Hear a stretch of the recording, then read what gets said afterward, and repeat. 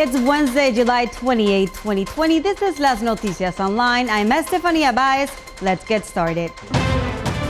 Trump's border wall is not that strong. Tijuana's police officer accused of sexually abusing his stepdaughter. This is Las Noticias Online.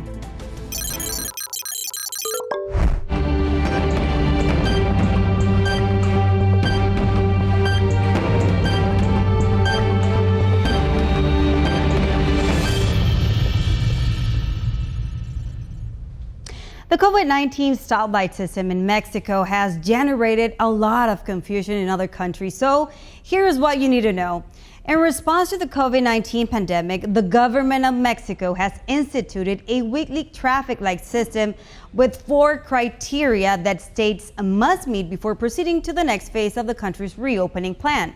The 4 metrics to determine the colors are 1, the trend in number of new cases, 2, hospital occupancy trends, 3, current hospital occupancy rates, and 4, the percentage of positive cases. If one indicator is red, the whole state will be designated red. The Mexican government updates the state-level designations every Friday. There are 4 colors: red, yellow, orange, and green. In red, only essential business is allowed. In green, all activities are allowed, including schools. So if you're planning to visit Baja and wondering what color the state was designated, is orange, but the state governor, Jaime Bonilla, said that even though the federal government put the entity in another color, only essential activity is allowed at the moment. Meanwhile, in Ensenada, the mayor of the city, Armando Ayala, installed sanitary filters to protect the locals' health. Same situation in Mexicali, which, by the way, is leading COVID cases in the state. The mayor of that city, Marina del Pilar, installed sanitary filters as well right at Calexico's border entry, where travelers from the United States will have their temperatures checked. Additional statewide actions include shutdown of indoor dining rooms and all tasting room, breweries, and bars as COVID-19 cases continue to climb. Same order to worship services, while personal care services as hair salons and barber shops are only able to open, but with extra safety measures in place, including clients must be seen by appointment only. Coronavirus pandemic abruptly shut down cruise operations in Ensenada. The Carnival Cruise Line, which had 34 sailings for the upcoming season, announced it is extending its suspension of future cruises through the end of March 2021. And after 2 years, Juan Manuel, a 28-year-old man, a taxi driver from Tijuana, was arrested following an investigation on the case of Diana Pigeonnote, a 15-year-old girl who disappeared since June 2018.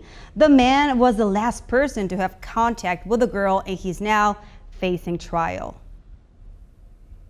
Who is also facing trial is a Tijuana's police officer after his stepdaughter posted a letter on Facebook on March 2020 describing what he allegedly did to her for years. The woman said that he sexually abused her since she was a little girl. 4 months later, since the letter was posted on social media, authorities arrested the 46-year-old man by the name of Carlos Dominguez. We're back in Las Noticias Online. San Diego County health officials have warned at least 3 local churches about having services indoors. The county sent out 3 letters to Skyline Church in La Mesa, Lighthouse Baptist Church in Lemon Grove, and Awaken Church's campus on Balboa Avenue in Kearny Mesa. The letters to Skyline and Lighthouse were very similar, saying indoor services create significant risk of spreading COVID-19, encouraging the churches to move their in-person services outside.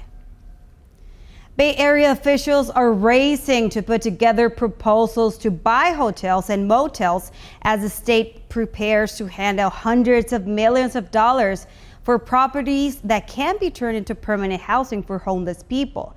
The Home Key program, created in the recently passed state budget, will give California cities and counties $600 million to build on another state initiative that has moved thousands of homeless people into hotel rooms during the coronavirus pandemic. In Monterrey, Mexico, citizens are coming together to clean up after Hurricane Hanna wreaked havoc over the weekend.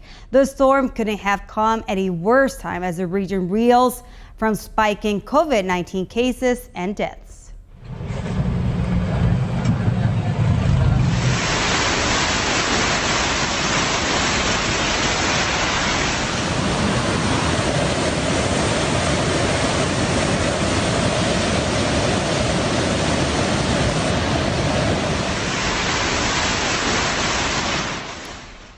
And speaking of Hannah, Hurricane Hannah likely did not knock down Trump's border wall. A video gone viral Sunday said to show a section of the border fence being blown down by Hurricane Hannah was likely taking a month before the storm slammed the South Texas coast, U.S. Customs and Border Protection said on Monday.